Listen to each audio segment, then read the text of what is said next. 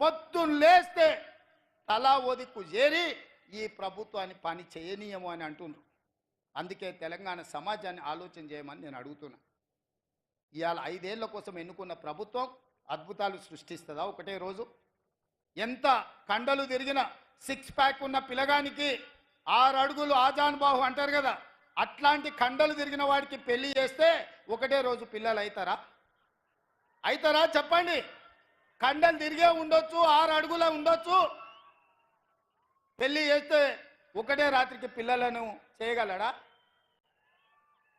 దేనికైనా ఒక ప్రాసెస్, ఒక విధానం, ఒక విధి విధానాలు ఇవన్నీ ఉంటాయి. ఆ విధి విధానాల ప్రకారం ప్రభుత్వం పనిచేస్తుంది.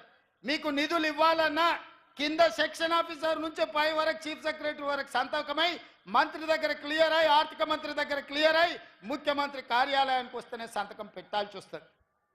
ప్రతి పనికి ఒక ప్రాసెస్ ఉంటుంది. ఆ ప్రాసెస్ను కంప్లీట్ చేయడానికి ఒక విధానం ఉంటుంది.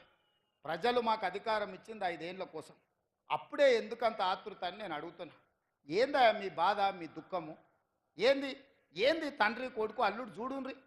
ఒక్కసారి ఆలోచన చేయమని అడుగుతున్న తెలంగాణ సమాజం. 10 ఏళ్ళు వాళ్ళే కదా కుర్చీలు ఉన్నది, 10 నెలలు కూడా ఓపిక పట్టారా? మేమేమో అల్లాటప్పకు వచ్చినామా, అడుక్కొని వచ్చినామా? ప్రజలు ఆశీర్వదిస్తూ వచ్చి కుర్చీలో కూర్చున్నాం కదా.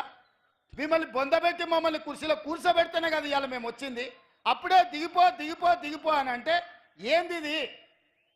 మేము అట్లనే చేసినామా? 5 ఏళ్ళు జానారెడ్డి గారు ప్రతిపక్ష నాయకుడిగా ఎప్పుడైనా ఇట్లా చిల్లర మాటలు మాట్లాడిండగా, చిల్లర మల్లరగా వ్యవహరించిండా? 5 ఏళ్ళు సిఎల్పి నాయకుడిగా బట్టి విక్రమార్క గారు ఉన్నారు. శాసనసభ సమావేశాలను ఒకసారి చూడండి. ఇట్లాంటి చిల్లర మాటలు ఎప్పుడైనా మాట్లాడిండా? ప్రభుత్వానికి సహేతుకమైన సలహాలు ఇచ్చిండు, సూచనలు ఇచ్చిండు, ప్రభుత్వం పనిచేసే విధంగా సహకరించండి తప్ప ప్రభుత్వాన్ని నడవనీయకుండా కాళ్ళల్లో కట్టబెట్టే ప్రయత్నం చేయలే. ఇవాళ నేను చంద్రశేఖరరావుని అడుగుతున్నా.